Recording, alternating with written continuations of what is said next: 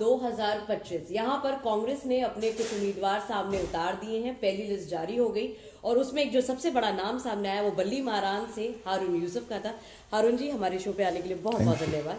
हारून जी, मेरा पहला सवाल आपसे यही है कि 1993 से आप बल्ली मारान सीट पर आए और वहां 2015 तक काबिज रहे, लेकिन उसके बाद बयार कुछ ऐसी बही कि आम आदमी पार्टी वो सीट आपसे ले गई।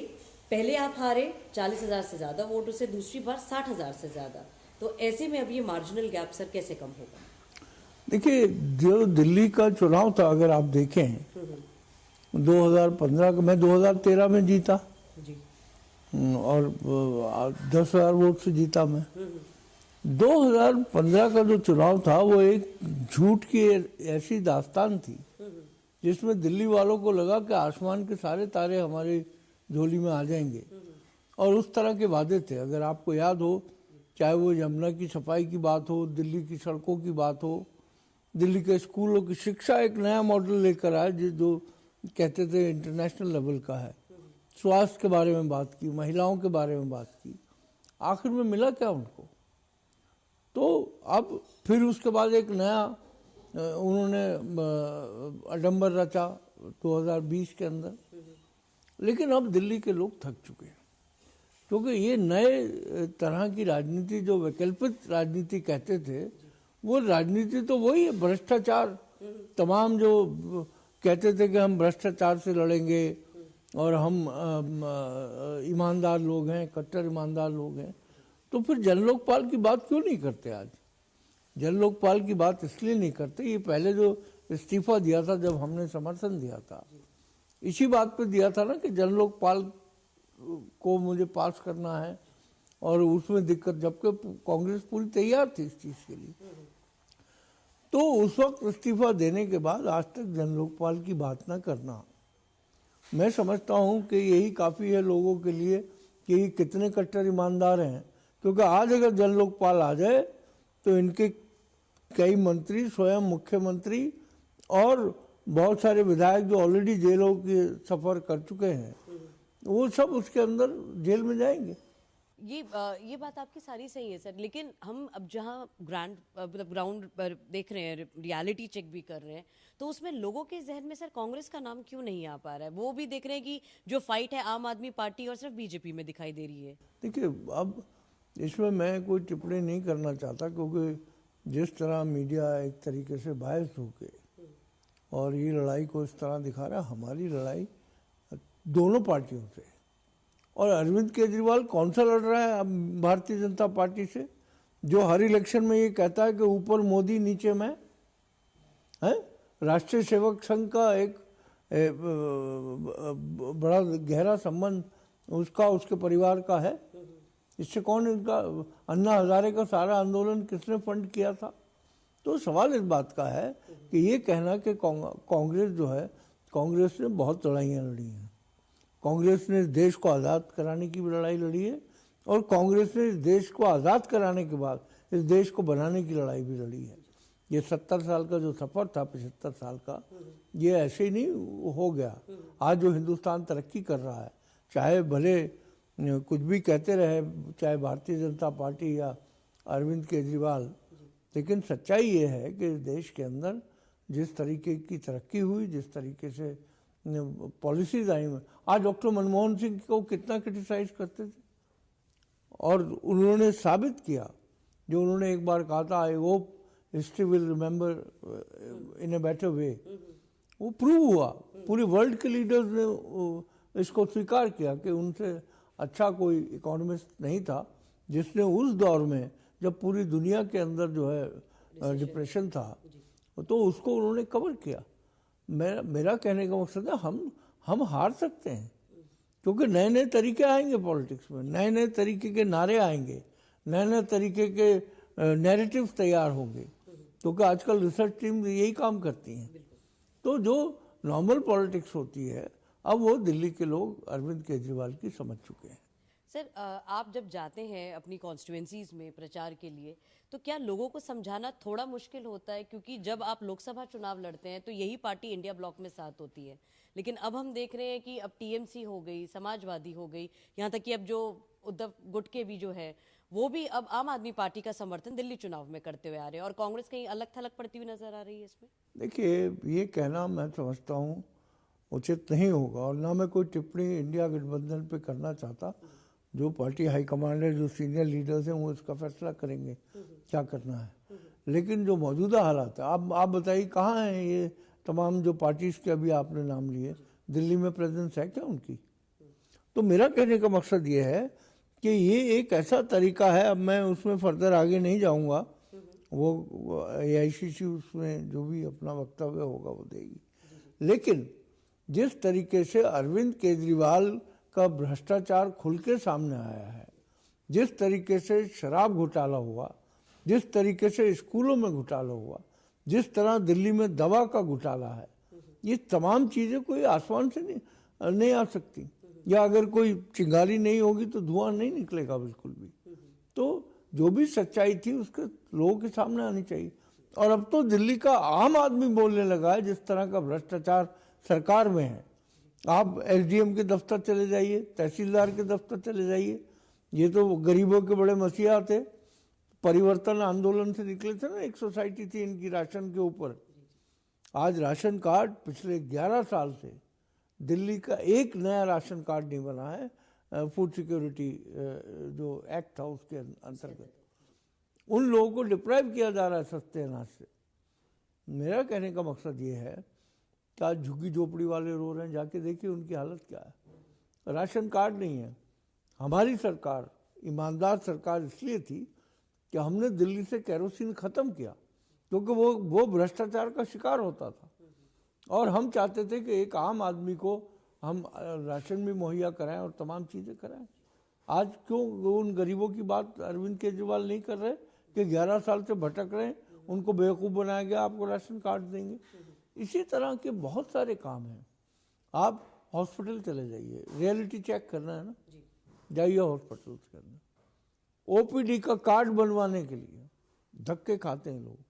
EWS इकोनॉमिक वीकर सेक्शन का अगर आपको सर्टिफिकेट चाहिए, जो DGHS देती है, सुबह 3 बजे से लाइन में खड़ा होता आदमी, और उनमें से 10-5 का होता, बाकी पैसे लेके वो बनवाते हैं। और यही खेल हॉस्पिटल में चल रहा है। तो मेरा कहने का मकसद है, कहाँ का स्वास्थ्य, कौन सा नया हॉस्पिटल बनाया? आपने कहा था हम 30,000 बेड करेंगे, 2,000 से ज़्यादा आप बेड नहीं बढ़ा पाए हैं। स्कूल्स की आप बात करते हो, कौन से स्कूल जिनमें आपने शीशे लगवा दिए, जिनकी जो डेस्क हैं बच्चों के बैठने के, उन पर आपने नया सनमाइका लगवा दिया। और जो 1100 से ज़्यादा स्कूलों की हालत है, जहाँ ना टॉयलेट फैसिलिटी है, ना पीने के पानी की है, ना किसी चीज़ की है, उसका क्या हुआ? अब आप बात करते हो कि हम गरीबों के मसीहा। एक गरीब मजदूर इस शहर में 50 से 60 रुपए का पानी खरीद के पीता है, तो 1800 रुपये तो वो वैसे ही दे रहा है।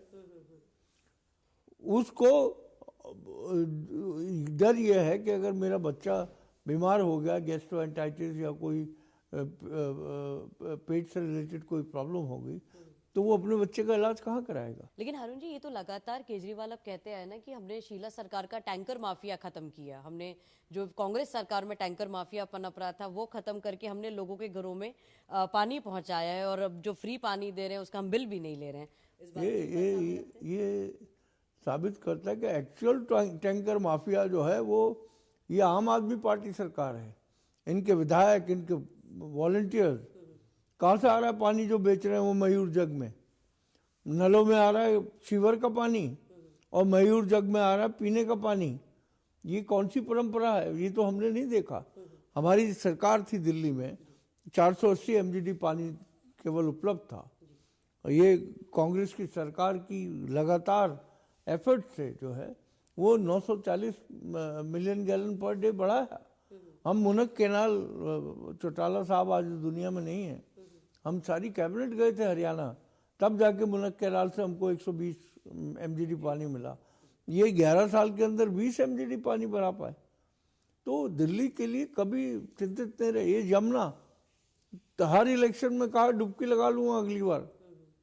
मैं ये कोई आरोप नहीं लगा रहा हूँ, उन्होंने स्वयं कहा, और अब कहते हैं पर ये वाला जितवा दो फिर लगा दूंगा। एमसीडी में ला दो तो ये कूड़े के पहाड़ खत्म हो जाएंगे। कूड़े के पहाड़ की हाइट बढ़ती जा रही है। दिल्ली में अमोनिया इन कूड़े के पहाड़ों की से निकलती है। आज दिल्ली के अंदर लोगों के स्वास्थ्य का ये हाल है। मैं आपको बताऊं अपना स्वयं खुद का, कि मैंने जो महसूस किया कि दिल्ली के अंदर आप सांस नहीं ले सकते। मैं 2-3 दिन हो गए मुझको, मेरे गले की मेरी प्रॉब्लम है, गले की परेशानी है, वो सब देखते हुए कोई देखने वाला नहीं है। आप सोचिए उन छोटे छोटे बच्चों का स्कूल जाने वाले, वो कैसे जिंदगी गुजार रहे हैं। यही मैं पूछना चाह रही थी हारून सर, क्योंकि आपके पास तो ट्रांसपोर्ट विभाग भी था। जिस तरीके से पहले ये सीएनजी बसेस लाई गई शीला सरकार के समय में, अब उसके बाद भी केजरीवाल उसको कहीं ना कहीं क्रेडिट ले रहे हैं कि हमने वो बसों की संख्या बढ़ाई है, पब्लिक ट्रांसपोर्ट ठीक किया है। उस पर क्या कहना चाहेंगे? और खुद आतिशी भी इस बात के लिए कह रही है कि मैं, हो सकता है मेरे ऊपर जो केस हो वो ट्रांसपोर्ट विभाग को लेकर मुझे जेल भिजवाया जा सकता है। तो क्या इतना आसान हो जाता है? अच्छा, ये क्या करते हैं, इनको पहले इनको अपने कर्म पता है मैंने क्या कर्म कर रखे। जैसे केजरीवाल कह रहे थे मनोज सिसोदिया जेल जाएंगे, हो सकता है मैं भी चला जाऊं। तो ये सब ये अनायास नहीं आता इनको। जो कर्म आप किए हुए होते हो, आतिशी जी का अगर ये खतरा है तो उनको पता होगा कि उन्होंने क्या कर्म कर रखे हैं। तो मैं समझता हूं कि बसेस की जो बात करते हैं, हमारे जब हम सरकार से गए तो दिल्ली के अंदर 6,700 बसेस थी, आज घट के वो 2,500 रह गई। मैं डीटीसी की बात कर रहा हूँ। और जो बसेस हम लाए थे उनकी एज तो ख़त्म हो गई थी, लेकिन एक्सटेंशन पे चलती रही। आज सड़क के ऊपर केवल 1,500 से 1,600 बसें डीटीसी की निकलती हैं, और आप वाहवाही लूट रहे हो कि हमने बहनों का बड़ा ख्याल रखा। अरे बहनों का ख्याल रखना था तो ये फ्लीट 14,000 करते बसेस का, ताकि लोग उसमें ज़्यादा से ज़्यादा सफ़र करते। तो मेरा कहने का मकसद है हर चीज़ हवाई है। तो मैं इसीलिए आपसे कहा कि दिल्ली के लोग अच्छे से समझ रहे हैं, दिल्ली के लोग याद कर रहे हैं कि जो कांग्रेस की सरकार ने काम किए थे, चाहे फ्लाईओवर्स थे, चाहे सड़कें थी, जो हम छोड़ के गए थे, ये उसको रखरखाव नहीं कर पाए। आज सारे मेन रोड जो हैं वो परखच्चे उड़े हुए हैं उनके, मोटरसाइकिल वाले, गाड़ी वाले। एक हारून जी, हमारा ये भी था सवाल आपसे कि जिस तरीके से ग्रीन कवर बढ़ा था शीला दीक्षित के सरकार में, ग्रीन कवर काफी बढ़ा, अब आपको क्या लग रहा है कि ग्रीन कवर एरिया उसको कवर अप किया जा रहा है, या अब क्योंकि आती है खबरें कि भाई अब पेड़ काटे जा रहे हैं, काफी चीजों की उसमें भी प्रॉब्लम आ रही है? मैं आपको बताऊं, ये सरकार केवल नारों में विश्वास रखने वाली सरकार है। इनसे पूछिए कितने करोड़ पेड़ लगे हर बरसात के मौसम में, और बचे कितने उसमें से। हमारे यहाँ इसका जब पेड़ लगते थे उसके 1 साल बाद सर्वे होता था कि सर्वाइवल रेट कितना है। इनको कुछ नहीं पता। आज दिल्ली का ग्रीन कवर कम हो रहा है, प्रदूषण बढ़ रहा है दिल्ली का। ये अब आसपास के राज्यों की बात करते हैं। जब पंजाब में कांग्रेस की सरकार थी तो पंजाब जिम्मेदार था। तो गोल पोस्ट बदलना, और फिर झूठ इतनी तेजी से बोलते हैं कि पिछले झूठ को याद करने में आदमी भूल जाता, फिर नया तस्वीर सामने लाते कब ये करने वाले। जैसे कल भी एक मुद्दा सामने आया, शीश महल बनाम राजमहल। अब बीजेपी और आम आदमी पार्टी एक दूसरे पर ही आरोप कर रहे हैं, एक सीएम हाउस के पीछे पड़ा है, एक पीएम हाउस के पीछे पड़ा है। तो ऐसे में आपको क्या लगता है, ये राजनीति जो है किसका भ्रष्टाचार बड़ा, ये दिखाने के लिए लग गई है? ये जो दोनों आपने कहा, राजमहल और शीश महल, मुझे दुख इस बात का है कि बजाय चर्चा आम लोगों के मुद्दों पे होनी चाहिए, हम शीश महल और उस पर ले गए, क्योंकि दोनों बचना चाहते हैं, भारतीय जनता पार्टी भी और आम आदमी पार्टी भी। जो सही मुद्दे हैं, जो आवाम के मुद्दे हैं, जिससे आवाम कंसर्न है, चाहे वो हेल्थ हो, एजुकेशन हो, पॉल्यूशन हो, स्कूलों की हालत हो, बसों की हालत हो, हॉस्पिटल की हालत हो, मोहल्ला क्लिनिक डब्बा बने हुए हैं, उनमें सारे नशेड़ी शाम में नजर आएंगे आपको। ये कहते हैं हमने 500 बनाए। महारानी बाग के अंदर जो मोहल्ला क्लिनिक था, मैं स्वयं गया था, घोड़ा बंधा हुआ था वहाँ पर। तो इस तरीके से एक ऐसा मॉडल क्रिएट करना, मुझे आप बताइए, पोल्यूशन हमारे नौजवान बहन भाइयों को सड़क पे खड़ा कर देते हैं। फोटो किसका होता है? अरविंद केजरीवाल। और स्कीम क्या है? Of and on. कौन बंद कर रहा है उनके कहने से? केजरीवाल ने तो अपनी पब्लिसिटी के बहुत रास्ते ढूंढ रखे हैं। मैं समझता हूँ जितना पैसा अरविंद केजरीवाल ने पब्लिसिटी पे खर्च किया है, अगर इस शहर को बनाने में वो लगाते तो शहर के अंदर 4 चांद लग चुके होते। हम भी कहते कि अरविंद केजरीवाल ने। सर कहीं ना कहीं ये ठेस लगती है कि आपका जो टेन्योर था उसमें कई चीजें वाकई लोग आज जैसे याद करते हैं, ग्रीन कवर बढ़ना था या फिर अब पोल्यूशन कम करने के लिए आप यहाँ पे सीएनजी की गाड़ियां लेकर आए। कहीं ना कहीं ठेस लगती है कि जो राजधानी की जो एक चेहरा होना चाहिए वो अब नहीं है। देखिए, तस्वीर बदलती जा रही है, तस्वीर धुंधली होती जा रही है। हमें ऐसा लगता नहीं कि हम हिंदुस्तान की राजधानी में रह रहे हैं। कई जगहों पे जाके तो लगता है कि हम किसी बहुत पिछड़े हुए गांव में आ गए। तो जो मूलभूत सुविधाएं हैं, और मैं समझता हूं कि गैरत तो इंसान को आती है। किस बेगैरती के साथ झूठ बोलते हैं कि देखिए हमने सड़कें चमका दी, हमने बिजली ठीक कर दी। आप बताइए दिल्ली में क्या हालत थी बिजली की? एक ट्रांसफार्मर फूकता था तो 72 घंटे लाइट नहीं आती थी पूरे लेकिन इलाके में। हारून जी ये तो बात सच है कि वो कहते हैं कि हमने बिजली के बिल कम करवाए हैं। कम करवा, वो तो कह रहे हैं कंपेयर कि कीजिए। जैसे शीला दीक्षित सरकार की अगर बात की जाए तो बिजली के बिल बहुत महंगे आते थे। अरविंद केजरीवाल इस बात का जवाब दें, ऑडिट के 10 साल में कितनी बार कराया? हम तो सीएजी ऑडिट की बात करते थे ना। आज AT&T लॉसेस जो हैं, जो चोरी, बिजली चोरी के जो लॉसेस थे, वो हम जब प्राइवेटाइजेशन किया था तो 63 से 67% थे, 63 to 67%। आज वो घट के 4 और 5% रह गए। वो पैसा कहाँ जा रहा है? क्यों आप पर किलोवाट रेट बढ़ा देते हो? क्यों आप पेंशन ट्रस्ट का पैसा भी लोगों से 7% चार्ज कर रहे हो? पावर परचेज एडजस्टमेंट कॉस्ट भी आप बढ़ाए जा रहे हो। जो चल रहा है आपका, आपसे पूछेंगे नहीं और आपका जो लोड है वो डबल कर देंगे। अभी ये हुआ है, छोटे छोटे दुकानदार 1-1 किलोवाट जो जिनके पास बिजली है, उन लोगों को 2-2 किलोवाट दे दिया गया, 2 वाले को 5 दे दिया गया, 5 वाले को 10। ये क्या है? हमारे दौर में आज कोई भी इस तरह की अगर लोड बढ़ाना होता था तो उसकी परमिशन ली जाती थी। आज दिल्ली के अंदर मीटर लगवाना ऐसा हो गया जैसे हवाई जहाज खरीदने जा रहे हैं आप। पैसे दिए बगैर मीटर नहीं लगेगा आपका। आज चोरी के कई जगहों पे नाजायज बिल बना के BSS के लोग जाते हैं और उनको धमकाते हैं और फिर पैसे लेते हैं। ये तो बिल्कुल एक नया भ्रष्टाचार का स्रोत खोल दिया बिजली विभाग में। हम भी बिजली जो प्राइवेटाइज हम ही ने की थी और हम ही ने इन रिफॉर्म्स को लेके आए थे। यही दिल्ली थी जहाँ की मार्केटों में छोटे छोटे जनरेटर धुआं फैलाते थे, इन्वर्टर्स होते थे। वो 3 साल के अंदर सेल जो थी जनरेटर्स और इन्वर्टर्स की 94%, 94% नीचे आ गई थी। बल्कि इन्वर्टर और जनरेटर वाले तो शीला जी को बोले कि आप जो है इसका वैट कम करिए, हमें तो अब बिकते ही नहीं है। तो सवाल इस बात का जो हमने किया है, हम कोई पीठ थपथपाने के लिए नहीं कर रहे। हम इसलिए क्योंकि कांग्रेस पार्टी हमेशा संवेदनशील रहती है कि एक कॉमन मैन के, एक आम आदमी की जो ज़रूरतें हैं उनमें हम कैसे सहायक बन सकते हैं। ये सहायक नहीं बनते, ये बताते मैंने तेरे पे एहसान कर दिया, अब जाओ और दूसरा एहसान करूंगा, ये ले मैं तीसरा एहसान कर रहा हूँ। तो दिल्ली के लोगों को आपने गाजर मूली समझ रखा है।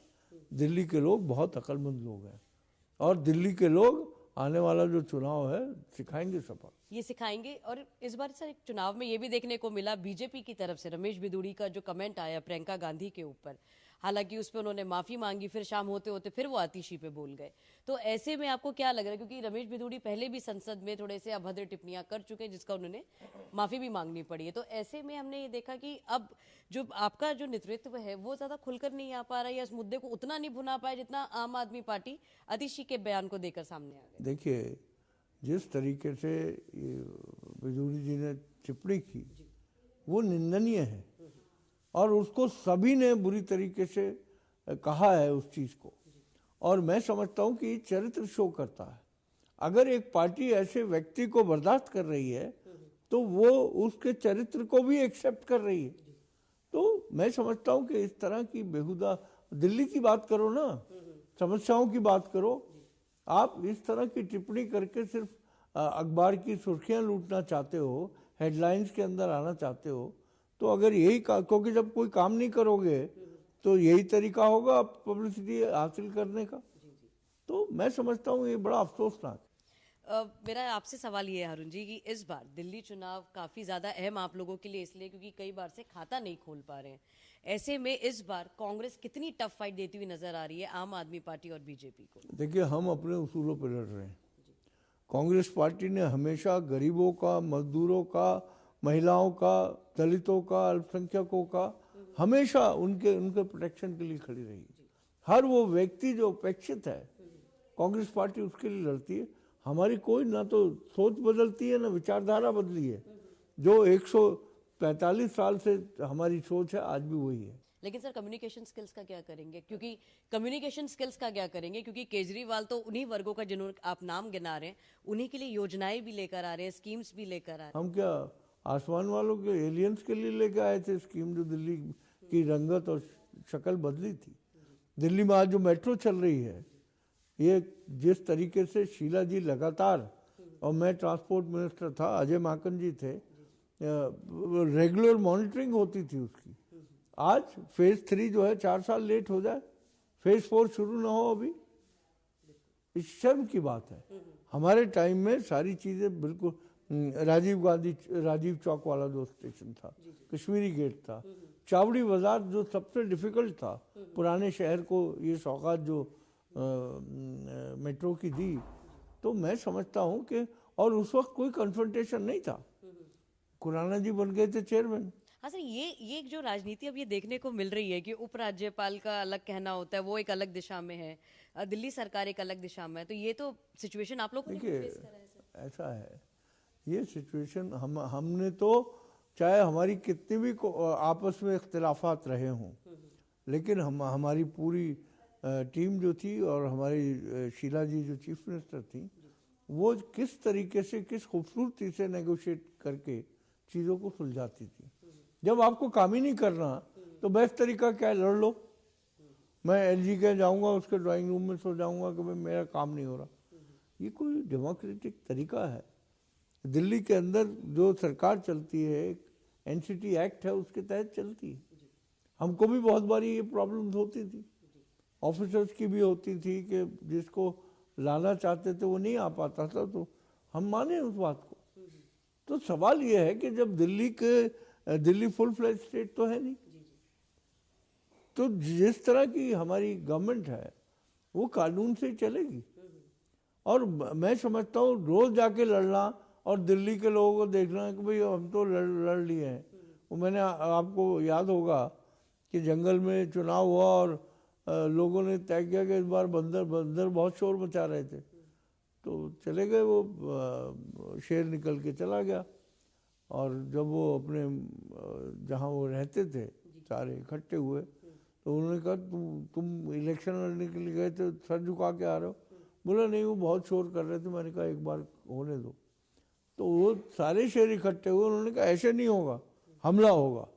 जब हमला हुआ तो जिसको अध्यक्ष वो प्रधान बना रखा था, वो बंदर पेड़ से इधर से उधर, इधर से उधर, और सारे पक्षी, सारे छोटे जानवर जो हैं वो चिल्ला रहे थे बुरी तरीके से।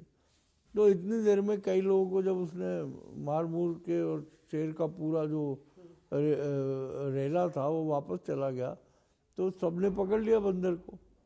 तो भाई आप किस लिए बने हमारे प्रधान? तो उसने कहा तुम इतनी देर से नहीं देख रहे, मैं इधर से उधर जा रहा हूँ, उधर से इधर आ रहा हूँ। यही काम अरविंद केजरीवाल दिल्ली में कर रहे हैं। एलजी से लड़ लो, सेंटर से लड़ लो, मतलब जो लड़ना भी ना चाहे उससे भी लड़ लो। तो इसका मतलब है आपकी इंटेंशन काम करने की नहीं, और दोनों की नहीं है, जिम्मेदारी एक की नहीं है। केंद्र सरकार की भी बहुत सारी जिम्मेदारियां। केंद्र सरकार को जो अपनी जिम्मेदारियां थी उनको भी छुट्टी मिल जाती है, चलो ये परेशानी लड़ाई झगड़े में चला गया। एक सर मेरा हमारा जो मुद्दा जो आज हमने बात की, कई युवाओं से हम लोग बात करके आए हैं, तो उनका एक मुद्दा ये भी ऐसे कि दिल्ली यूनिवर्सिटी में कई ऐसे कॉलेजेस हैं जो गवर्नमेंट दिल्ली गवर्नमेंट खुद ही एड करती है, फंड करती है। तो ऐसे में वो बच्चे भी चाहते हैं कि दिल्ली के बच्चों के लिए कुछ आरक्षण दिया जाए ताकि दिल्ली यूनिवर्सिटी में भी उन्हें एडमिशन्स मिल सके, क्योंकि यहाँ का बच्चा को ही अगर नहीं मिल पाता तो ये उनके लिए बहुत बड़ी समस्या है। मैं ये बताऊं आपको, अरविंद केजरीवाल ने कहा मैं लड़ के झगड़ के दिल्ली के स्टूडेंट्स के लिए वो कराऊंगा। अरविंद केजरीवाल जो है हर चीज़ का बहाना ढूंढते हैं।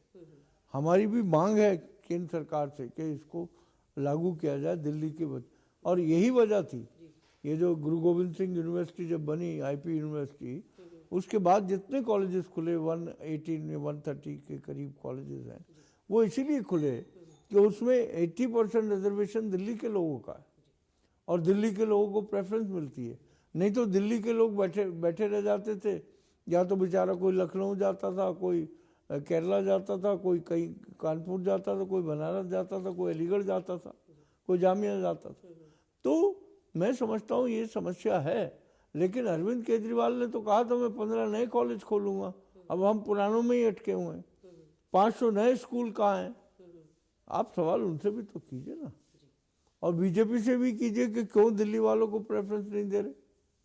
इनके एक मेंबर ऑफ पार्लियामेंट ने बड़ा शोर मचाया था कि दिल्ली के लोगों को प्रेफरेंस मिलनी चाहिए जो 12 कॉलेजेस दिल्ली गवर्नमेंट के अधीन आते हैं। तो सवाल इस बात का है, केवल नारे लगाना और अपनी वाहवाही लूटना इससे हल नहीं होता।